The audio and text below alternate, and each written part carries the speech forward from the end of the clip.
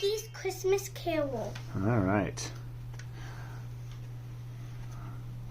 We're a little late for Christmas this year, but this will be great for Christmases in the future. Yeah. Mickey's Christmas Carol. Poor Bob Cratchit. Mr. Scrooge had made him work late again, even though it was Christmas Eve. But now, at last, he could go home. "Merry Christmas!" he called. "Christmas? Bah!" shouted Scrooge. "Don't forget to take my laundry." Bob lugged the heavy laundry bag through the icy streets.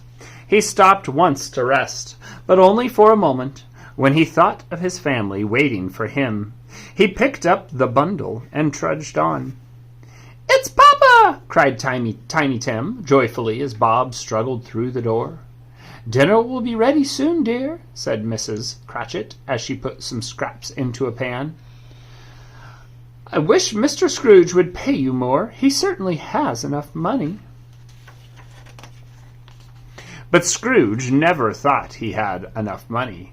Tonight, as always, he had stayed late at the office to count his gold coins. His nephew Fred opened the door. "Here's a holly wreath for you, Uncle," he said. "I've come to invite you to Christmas dinner. We're having a roast goose and plum pudding and candied fruits and—" "Out of my way, boy!" shouted Scrooge. "You know I can't eat that stuff." "Give a penny to the poor?" asked a man out on the street. "Give that to the poor!" cried Scrooge angrily, shoving the wreath over the man's head. "All this Christmas fuss," muttered Scrooge. "Bah! Humbug!" He thought of his old dead partner, Jacob Marley. "Marley never gave anything away," he said. "He was my kind of man." Scrooge shivered. He couldn't wait to get inside his warm house. As soon as he was indoors, Scrooge sank into his favorite chair. He was just dozing off when— clank, clank, clank! Scrooge sat up with a start. The ghost of Jacob Marley was coming toward him, slowly dragging long, heavy chains. "I must carry these chains through eternity," moaned Marley, "because I was selfish. Your punishment will be the same, Ebenezer Scrooge." "No," said Scrooge. "It can't be. Help me, Jacob." "Tonight," said Marley, 3 spirits will visit you. Listen to them, or your chains will be heavier than mine." Woo! The ghost vanished. Scrooge just blinked and shook his head. "I need rest," he thought. "Imagine thinking I saw old Marley." He climbed into bed. He had barely fallen asleep when the alarm clock jangled. Bring! Bring! Scrooge opened his eyes and saw a dapper little fellow standing on the night table. "I am the ghost of Christmas past," he said. The ghost held out his hand. "Hold on," he said. "I'll take you to Christmas of long ago." Scrooge felt himself drift toward the ceiling. "Ah, ah, ah!" he shouted as they sailed out the window.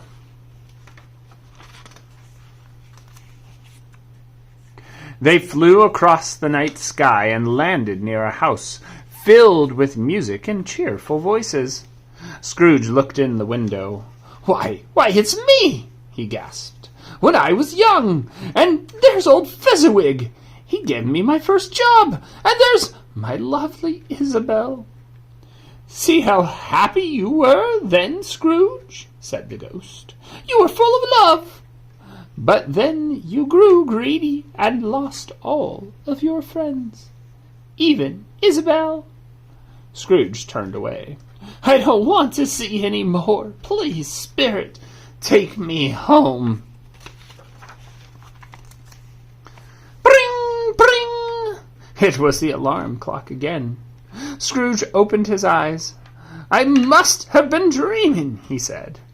Fee, fi, fo, fum, boomed a voice across the room. A giant was sitting in Scrooge's chair, surrounded by bowls and platters of luscious-looking food. What's all this? Demanded Scrooge.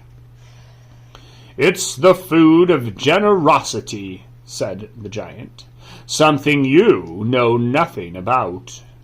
I'm the ghost of Christmas present.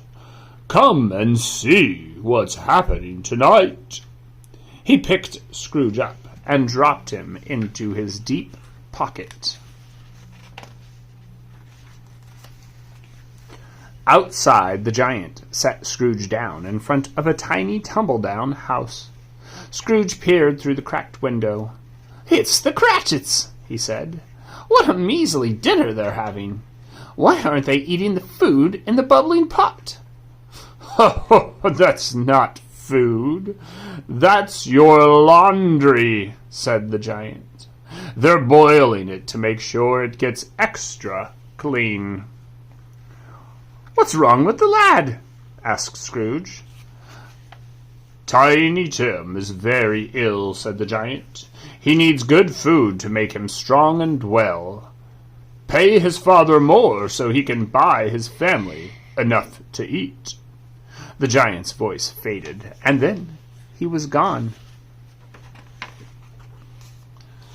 Scrooge tried to call the giant back, but it was too late. Suddenly, he was surrounded by thick clouds of smoke.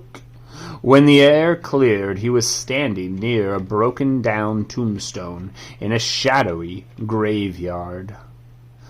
Hello, Scrooge, said a voice behind him.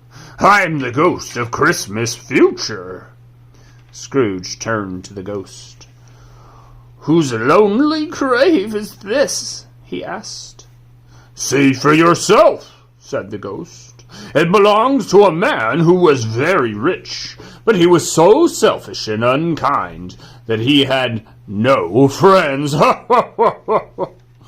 Scrooge bent to read the name on the tombstone. Ebenezer Scrooge. Oh, no, that's my grave. That's right, laughed the ghost. No, please, begged Scrooge. I don't want to die alone, with no friends. I'll change my ways, I promise.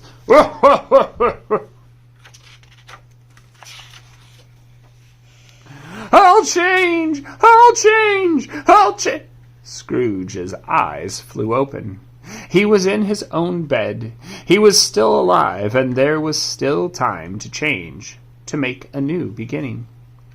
It's Christmas morning, he cried. He dressed quickly and rushed outside.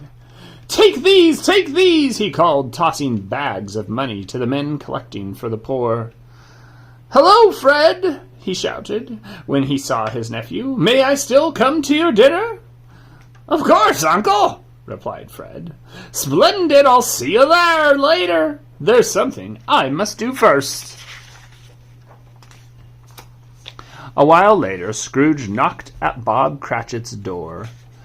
Merry Christmas, Scrooge said happily. I have another bundle for you. More laundry? Said Mickey, and gulped Bob. Scrooge laughed. Ha, ha, ha! Don't be silly, my boy! Look, Papa, cried Tiny Tim, opening the sack. Toys! Friends are worth more than the gold in the world, said Scrooge. Cratchit, from now on you and your family will have all the good food and warm clothing you need. Merry Christmas, my friends! And God bless us, everyone, shouted Tiny Tim. What do you think, Apollo? Did Scrooge change his ways? Mm-hmm. Sounds like it. What a reformed, wealthy man. If only the billionaires of the world would do that. Mm-hmm. Jeff Bezos, we're calling you out. All right, say adios. Adios.